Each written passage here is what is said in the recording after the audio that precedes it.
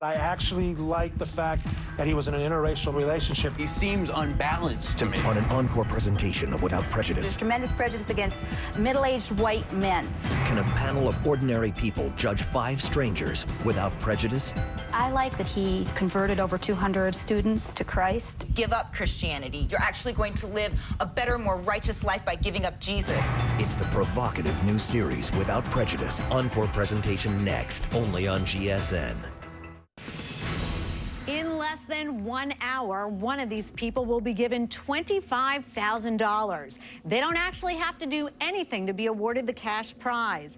Instead, a panel of ordinary members of the public will be judging them and their lives, and ultimately deciding who should and who shouldn't get the money. But can they decide without prejudice? These 5 people are about to put their lives on trial in a game show where who they are. By the end of my senior year, I converted over 200 students to Jesus. It's heartbreaking to know that you have family out there and that you can't help them.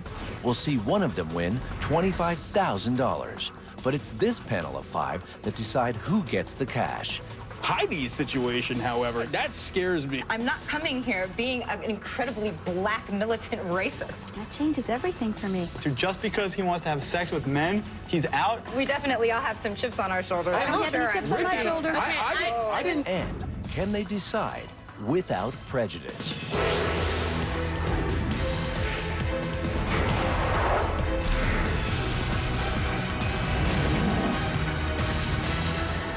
There are 5 people waiting in a room next door. They cannot see or hear our discussions. You will find out information about all of their lives. Based on what you hear, you have to decide who you like the most or hate the least. So let's begin the game. According to psychologists, you form your opinion of a person within 15 seconds of meeting them. The contestants are about to introduce themselves to you. Based on just this, you must decide who is going to be the first person to be denied the $25,000. Let's see who you are judging. My name is Martin Vogel. I'm 42 and I'm from Pasadena, California. Hi, my name is Heidi Foster. I'm 35 years old and I'm from Salt Lake City, Utah. Hi, my name's Mike Hennessey. I'm 41 years old and I'm from Van Nuys, California. Hi, I'm Diane Bennett. I'm 66 years old and I live in Los Angeles, California. Hi, I'm Ricky Wright. I'm 19 years old and I'm from Fort Worth, Texas. Okay, panel, what are your first impressions? Well, Ricky's from Texas. He's got that going for him here, but he's a little bit too young for my taste. I've been a 19-year-old guy myself, all right? I know what goes on, and I know that this money will probably go to no good whatsoever with Ricky, so I'm going to bypass him right now. So everybody that from an age perspective, you're saying that if they're 19 years old, then they don't deserve a shot at anything. You know, not knowing, you know, if he's got his background, he doesn't deserve a shot because he's 19 Well, I haven't been told his and background. All I'm saying is that as being a former 19-year-old guy myself, I know what goes on there, and with $25,000 in my pocket at the age of 19, everybody, like in their mind, you don't know that he thinks maybe differently than you? It's ageism, which is the new ism, and I'm starting it right here. I would cut Diane out. You would cut Diane out? Why? Just my first impression of her, and it's probably more appearance-based than anything else. It's just very artificial. She doesn't know how to do her makeup. It's very artificial. There's a lot of effort going into the, putting herself together. And at that age, it's a little bit over the top. So I'm not impressed with that. So. Plus, she reminds me of somebody that hit me one time in the car. I think they call that transference. You remind me of somebody I don't like. Yeah, you remind me of somebody I don't like, therefore I don't like you. But that's what happens with first impression. You know, for me, looking at these people, Martin and Mike are the middle-aged white guys, they can figure it out. But better of a chance that we knock them out right now. They maybe have it a little easier even on this panel, getting through. Nobody on this panel except you has brought up the color of anybody's skin either. Well, I'm the only person on the panel that has a dark skin color. And look who brought it up. I think nobody else here was judging by that. Well, maybe I'm the only one on your shoulder. Nobody, I didn't look at it. Well, we definitely all have some chips on our shoulders. I'm sure that'll come out. in my defense, I'm married to a white guy. My mother is a white woman. I'm not coming here being an incredibly black militant racist. I'm saying that based on these people that we have, we can give somebody $25,000, and I think that if I have to randomly eliminate one, it's going to be a middle-aged white guy. Okay, panel, the time has come for you to decide who you want to go first. The contestant with the most votes will be eliminated from the game. I'll start with you, Dylan. It's tough, but I want Ricky to go first. He needs to go out and work for his. And then, you know, I wish him luck with that, but I can't right now give him this money. Okay. Mark, how about you? Mike rubs me the wrong way. I think I'm an excellent judge of character, and there's something about him I just don't like. It's just that simple. Fair enough. Tamika? For me, it's between Martin and Mike. I'm going to go with Martin. Okay. Robin? Diane, and I just realized it's because I think she looks like a smoker and I'm a militant non-smoker. It just came to me. That's why. David? I'm going to go with Diane, and gut feeling, and you know, a little bit maybe that thing with the car accidents triggering something in my mind, so it's got to be Diane. Okay. So based on your first impressions, you have decided that Diane is the first contestant to be voted off. So far, they haven't been able to see or hear us, but now I'm going to deliver the news. Please let the contestants see and hear me. The panel has made their first decision based solely on your introductions. The first person to be eliminated from the game is Diane. Hi, Diane. Hi. How are you doing? Are you surprised you're the first to go? I think I have the most extreme personality. More edgy, in a comedic sense. What would you have done with the money? Buy real estate. I'm a real estate investor. Are you a smoker? Oh, no, never. Diane, thank you so much. Thank you. The panel has gotten rid of Diane without knowing anything about her. Find out what the panel missed out on at gsn.com. For the last 15 years, I've been a matchmaker, specializing in beautiful girls and successful men. 4 remain, and as the contestants reveal all about their backgrounds, religion splits the panel. Anybody that comes through to me and that talks to me about canned spirituality as a form of religion, I cannot stand. Wait.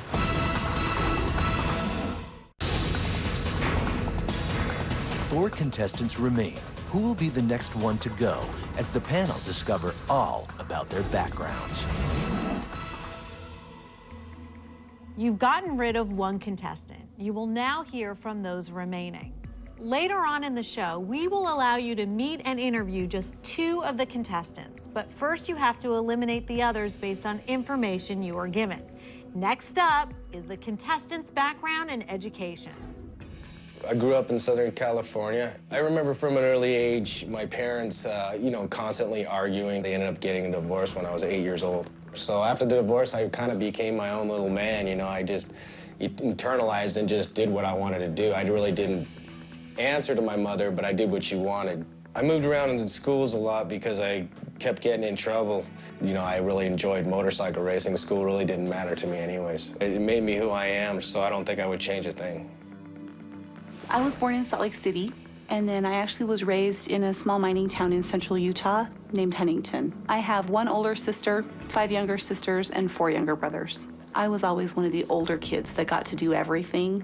Growing up, our family did attend church regularly. We were pretty religious, and we were what we call ourselves Christian Mormons. My parents didn't have a polygamous lifestyle. They had the belief, but they never practiced it. I had a lot of fun growing up. I was very content as a child. I grew up in a housing project right outside of Boston, Massachusetts, and my mom was pregnant with me when she was 18. I was her love child, and she had an affair with a carny. When I was 4.5 years old, my grandparents got legal custody of me. The state felt that my mother was an unfit mother. Right after 6th grade, my friend introduced me to marijuana over the summer, and I wanted to fit in. My grades plummeted. I went from the top of the class to almost to the bottom of the class, and it kind of shook me up a little bit. At age 14, I became a born-again Christian, And from there, I started spreading out to all the students in my school. And by the end of my senior year, I converted over 200 students to Jesus. I definitely attribute my life and how I was growing up to God. I mean, I definitely kept out of that because of my relationship with God. I was born in Fort Worth, Texas, and we lived there for a little bit, and then we moved to a little suburb of Fort Worth called Saginaw. And my dad worked at a dairy plant. He was a milkman. You know what I mean? And my mom worked at a bank. She was like a bank manager and stuff. I was an only child, and I was pretty much a spoiled brat. But I wasn't a brat, but I got everything I wanted. We were a very Christian family. We still are. We were at church every single Sunday, no matter what. If I was sick or if I was dying and throwing up, I still had to go to church. At 14, I met a girl. Her name was Lindsay, and we started dating. Every day, I used to randomly get out of class. I'd go to Lindsay's classroom and look at her through the window and wave at her and stuff, tell her to come outside so we can make out.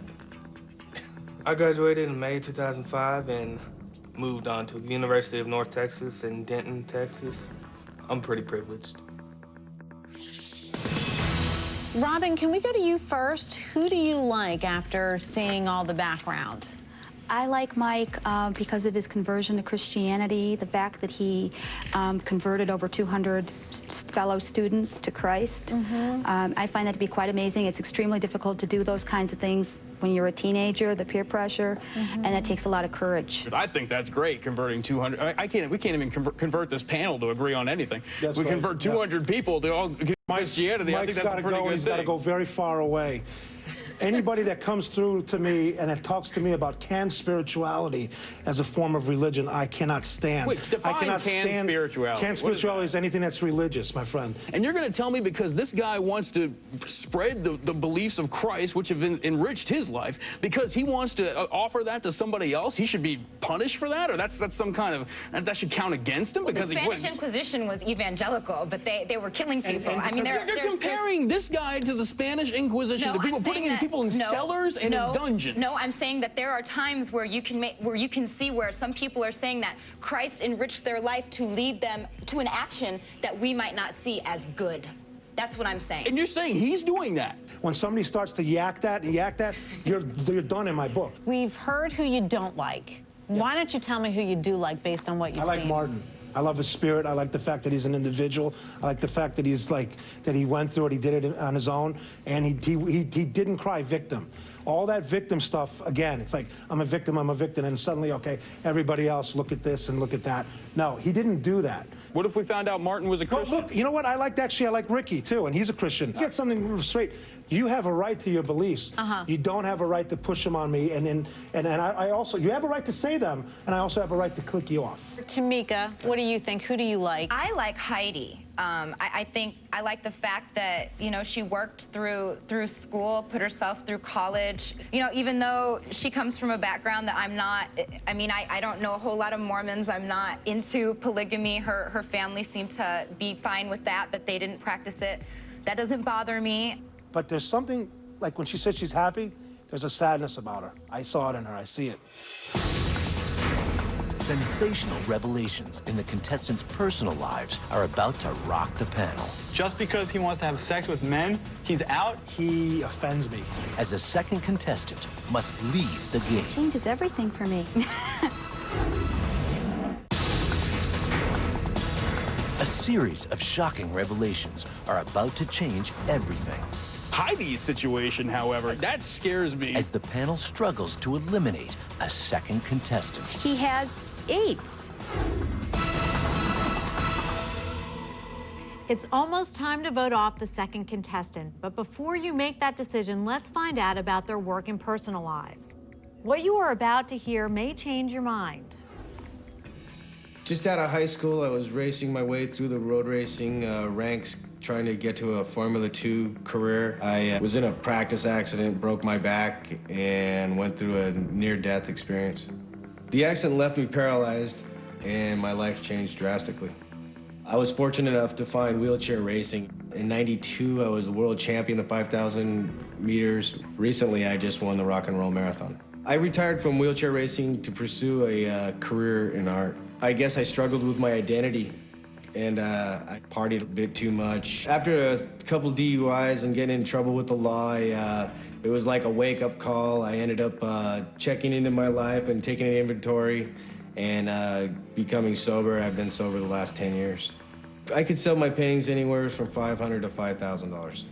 I don't know why people think that polygamy is bad. I think it's just because we're afraid of what we don't know and what's not what we consider normal. Basically, the way our lifestyle is structured is we do have just the one man, and then we have several ladies in the family. I had known Daniel for most of my life, and when I was 16 and he was 31, then I actually joined his family. I actually have 11 children, 6 girls and 5 boys.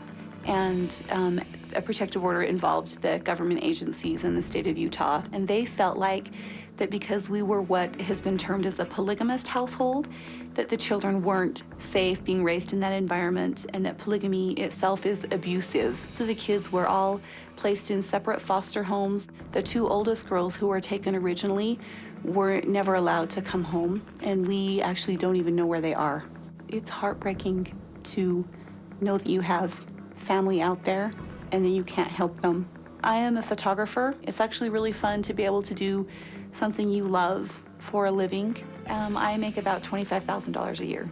I knew when I was at the age of 3 that I loved God and I loved men. I've always had issues with being gay and with being Christian, and I remember just cursing God as a teenager because I knew I had these feelings. How can you say to God, I don't like the way you made me? So about 2 years after I came out, I acted on my feelings and I met my first love. I contracted HIV from him. I've had full-blown AIDS, technically, 8 times now. I've been doing interactive educational mystery shows now for 13 years. And what I do is I play a bumbling detective and I use riddles to teach children to read and write. I make anywhere from $45,000 to $75,000 a year. I'm currently going to University of North Texas in Denton, Texas, and I'm a sophomore right now. I'm spoiled, so my parents are pretty much paying everything. I'm working at FedEx Kinko's right now, part-time. I'm working like 30 hours a week. If you calculated it, I probably make about $10,000 a year. I am still dating Lindsay right now. It'll be 6 years in October. I figured that a lot of people were gonna have problems with it just because she was a white girl and I am a black guy, with us dating and everything. But I wasn't gonna let that stop us from doing what we were doing. We've talked a little bit about getting married and pop out a couple babies and, you know, have some fun. Okay, so Robin, did that change anything for you? You certainly found out some more information about Michael. That changes everything for me. I can't reconcile the lifestyle with what he claims to believe, so I would vote him off. Are you saying because of this man's sexual preference, which hurts nobody, absolutely nobody, you've now come all the way around to just because he wants to have sex with men, he's out? That's crazy to me. He has AIDS, and that's due to, in part to his lifestyle. He definitely has hurt himself. I don't think that can be argued. Dylan, do you disapprove of gay people? Well, I don't disapprove of them as people. I mean, I've worked with gay people. I have gay friends. And, you know, I lived in New York City for 7 years, and I worked in the Lower East Side. Oh, you're gay then. You know, that qualifies me as half gay right there. There you go. Heidi's situation, however, yes, that scares me tremendously. I saw your face on that one. This money is going to go to this guy who's going to then do with it whatever he pleases, and she's going to have nothing to say about it. Right, we should really almost have him on the show. Well, yeah, because we're really giving it to him. I can't give her this money. Let me ask you something, because I noticed the person who's being left out during this round is Martin. Martin I like a lot because he's overcome a lot. He's been sober for 10 years, which I think is fantastic that he's been able to put the negative parts of his life behind him and really, you know, follow his dream and become an artist. I think that's great. I think we can all agree this guy is really something. I mean, he has really overcome some serious obstacles in his life. He's also created some of them, but I like the fact that he's also overcome them. Would you say at the moment that Martin might be your favorite? I would say that Yes. at the moment. Yes. At the moment, yes. Okay, panel, the time has come for you to decide who will be the next to go. Dylan, I'm going to start with you. I can say without hesitation, Heidi. Heidi, I do not like the fact that this money is going to go straight to this guy. Without hesitation, Heidi. Mark? I'd say Heidi as well, but for different reasons. She seems like a nice person, but frankly, I feel bad for her. She's been the victim of brainwashing, and the possibility that a single dime of this money could go towards brainwashing her children, the ones that she has left anyway, I can't let that happen, so Heidi's got to go. Tamika? I voted against Heidi as well. I couldn't support the household. If it were just her, split from her polygamist husband, maybe, but not in the committed polygamist relationship. I'm not down. Robin? I voted for Mike, and it was a very difficult decision between Heidi and Mike because both of them are breaking spiritual laws, but Mike is a representative for Christianity, and he sends a very confusing message. So that's what put me over on that one. David? Same thing, it's a toss-up, but I'm going with Mike on this round. He offends me. They both do. But my spirituality and, yeah, Mike's got to go. What's interesting is Robin and Dave have been voting very similarly for different reasons. Interesting. So based on information gathered so far, you have decided that Heidi should be the next contestant to go. The panel has made their decision. The second person the panel wants to eliminate from the game is Heidi. Are you surprised you are the next to go?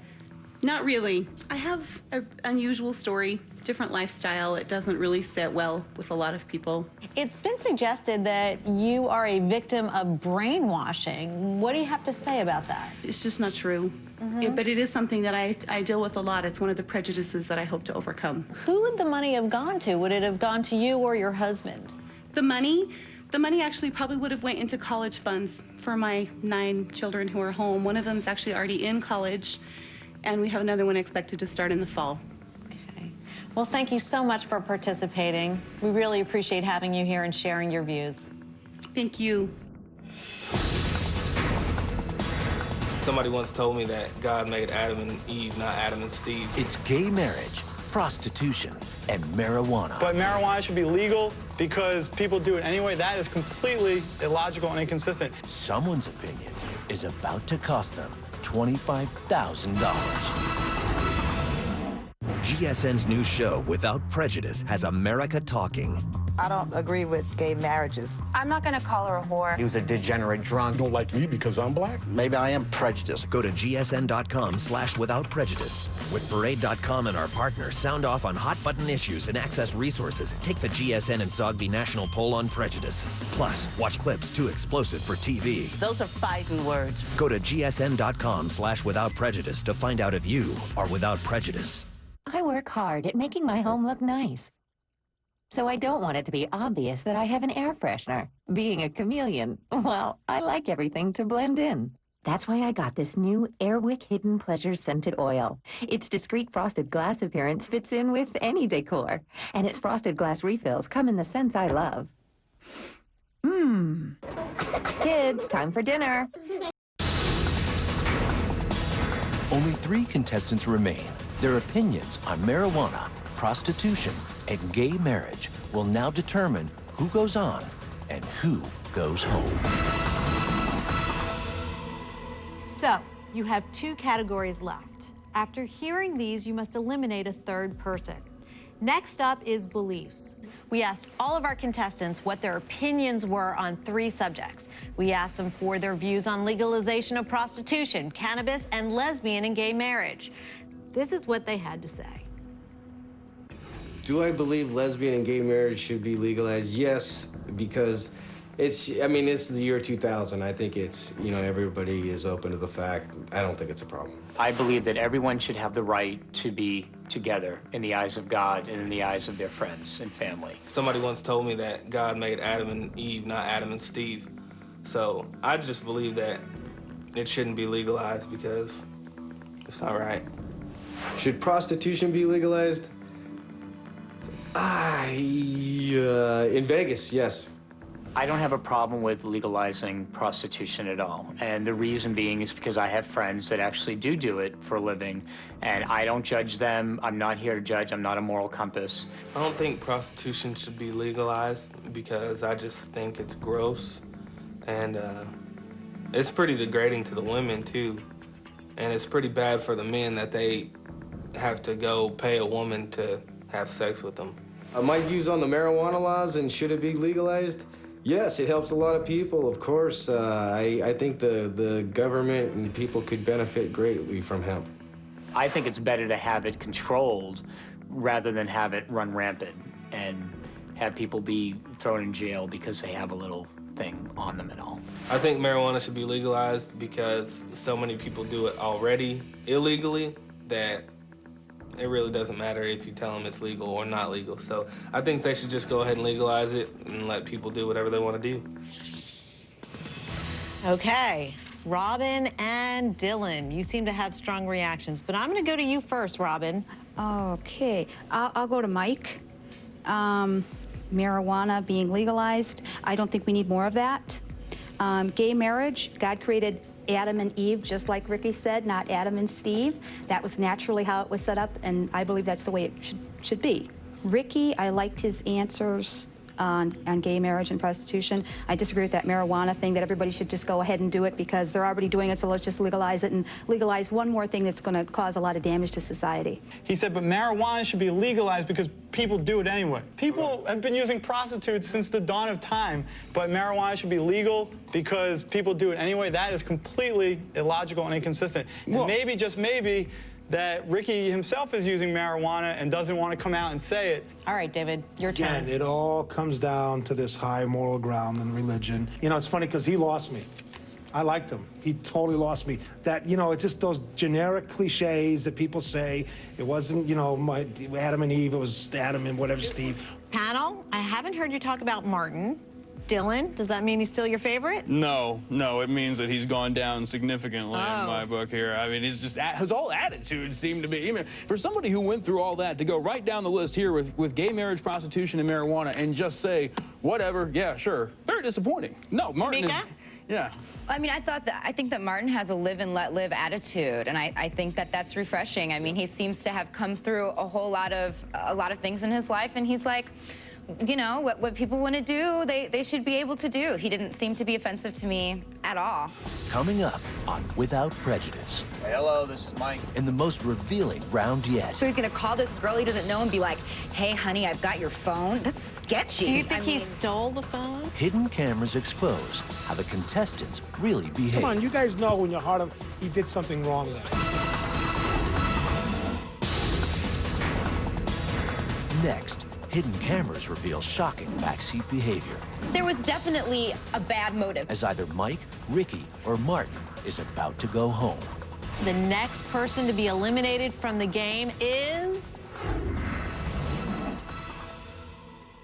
This is the last category you will see to help you make your decision. Following this, you must vote off our third contestant. Behavior comes in the form of some secret filming we did with them. They were put in a taxi where there was a supposedly lost cell phone. The owner of the cell then called it and asked for help. Here's how the contestants behaved when they think no one is watching. That's weird. What is that? They're probably trying to find There it. is. There's another phone here. Hey, hello, this is Mike. I know. Believe me, I've lost my phone twice. It's not pretty. How do I get a hold of you? All right, cool. All right, then I will. We'll make sure we take care of this for you. Not a problem. Bye-bye. Hello? Yeah. I don't know. As much as I'd love to help, I don't know what to do. I mean, maybe, I don't know. Is there like a taxi number or something? Maybe you could call the taxi people? All I can do really is just leave it in here and you can call or something. No problem. All right. Should I leave it on the floor or just leave it in the seat or something? I don't want to make a jacket if he gets a hold of you or something. It's his phone, you know. I'd be freaking out too. I'll just put it back where I found it. Oh. Take it easy. You can answer it if you want. Is that me? Oh, there's a phone under here, dude. Where? Well, that's weird. You didn't have a clue, man. My girlfriend dropped her phone right in my thing.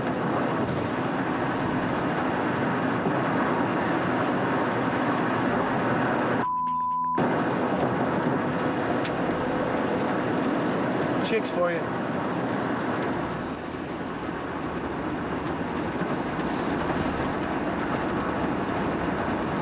My chick's gonna be pissed. Excuse me? She don't got her phone. I got her phone.